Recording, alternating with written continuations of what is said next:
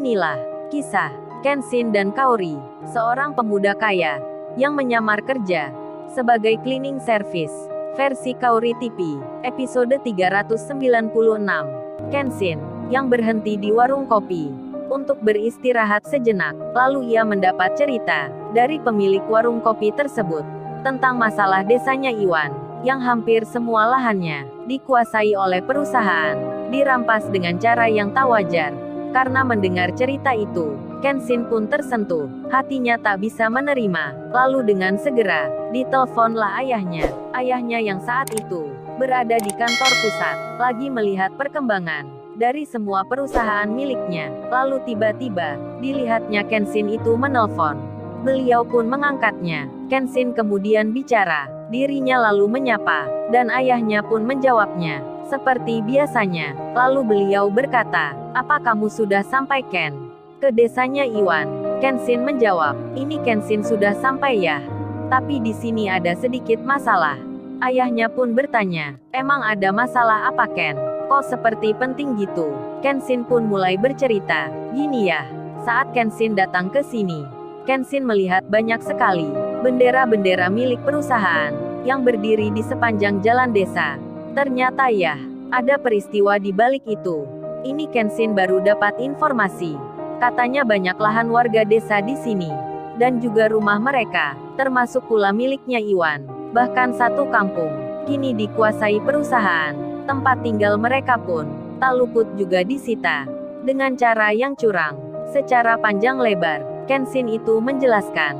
Sampai tak sengaja, Kenshin bercerita pula tentang perlakuan dari pemilik perusahaan kepada dirinya saat akan jalan menuju rumahnya Iwan. Tak diperkenankan lewat. Ayahnya pun mendengarnya. Beliau serius menyimaknya. Kemudian ayahnya Kenshin bertanya, "Kok bisa gitu? Tanah warga dirampas. Kok hanya dibiarkan saja? Apa di sana tak ada aparat hukum? Baik polisi maupun yang lainnya. Kok mereka sewenang-wenang sekali?" Kenshin pun menjawabnya, "Ini katanya juga ya, yang menipu warga desa itu adalah lurahnya sendiri. Sudah dilaporkan pada yang berwenang. Tapi warga desa di sini yang tetap kalah ya. Bahkan sudah di pengadilan. Katanya tanah yang dijual sudah termasuk sah dan legal. Perusahaan diputuskan menang." Ayahnya pun bicara, "Itu hanya permainan saja. Pasti para warga itu dibohongin. Mereka banyak yang tak mengerti hukum." Lalu ayahnya itu bilang, "Baik Ken, kalau seperti itu yang kamu ceritakan, kejadian warga desanya Iwan, yang tanahnya diambil perusahaan, ayah akan membantu. Nanti ayah akan kumpulkan pengacara perusahaan milik ayah, termasuk Bang Hotman, untuk membicarakan hal itu. Dan sekarang ini, kamu temui Iwan dulu. Tanyakan pada Iwan, lebih jelasnya gimana. Kalau perlu besok, kamu datangi langsung perusahaan yang menguasai lahan desa, yang punya rencana membangun properti dan hotel. Kamu tanya saja, apa yang menurutmu penting. Sekalian belajar menghadapi orang, para pengusaha yang jahat. Kamu cari informasi. Sekiranya ada yang penting, sampaikan pada ayah. Oh ya, nanti juga akan ayah perintahkan para pimpinan perusahaan untuk datang ke sana juga, biar tahu siapa kamu. Kalau anaknya ayah ini." Kenshin pun menjawab, "Jangan ya, entar malah berlebihan. Dilihat banyak orang di sini." Ayahnya pun menyahut, "Sudah, kamu jangan khawatir. Nanti kamu akan tahu sendiri." Ayah ini sudah berpengalaman menghadapi pengusaha yang seperti itu.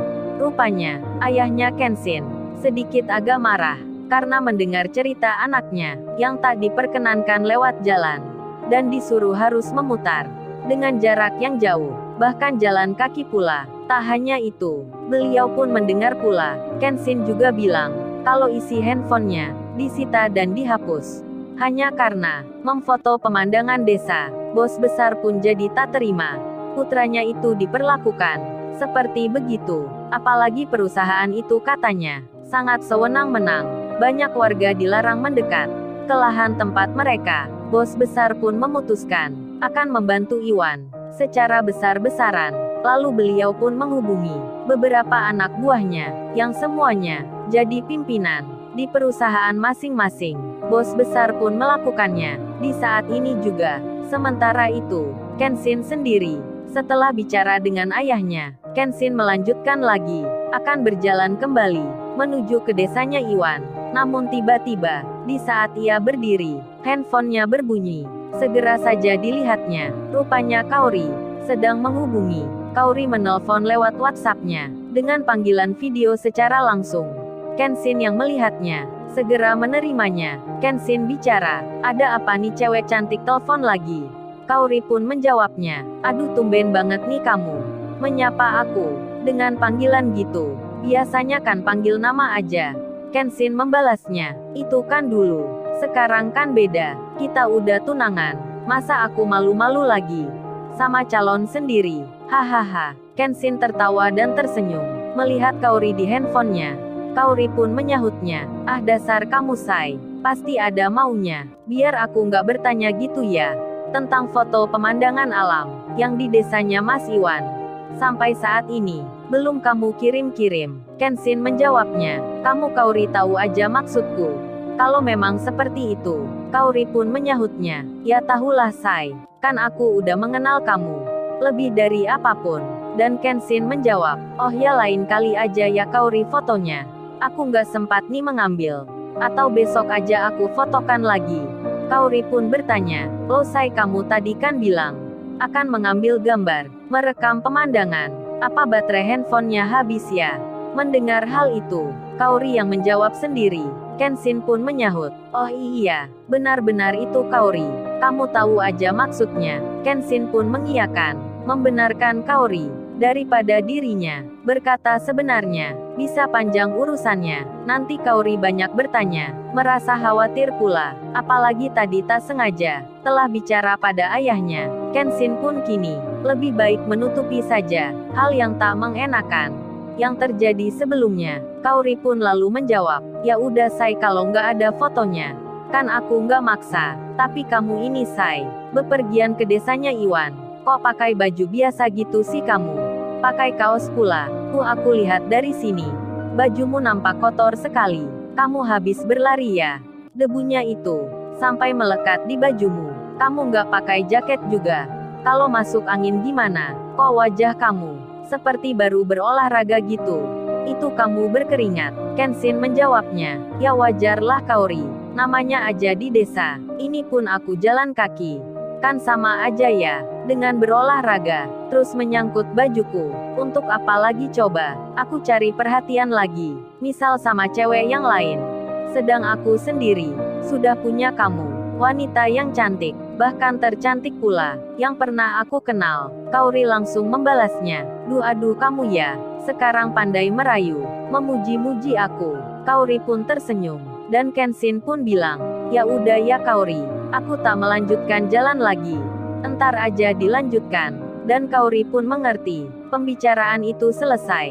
Kaori pun bekerja. Demikian halnya Kenshin, yang beranjak berdiri, akan melangkah pergi. Namun pemilik warung itu bilang, Mas tunggu. Ini saya antarkan saja. Kalau masnya masih berjalan, itu jaraknya masih 3 kilo lagi. Akan lama sampainya. Lebih baik sama saya saja.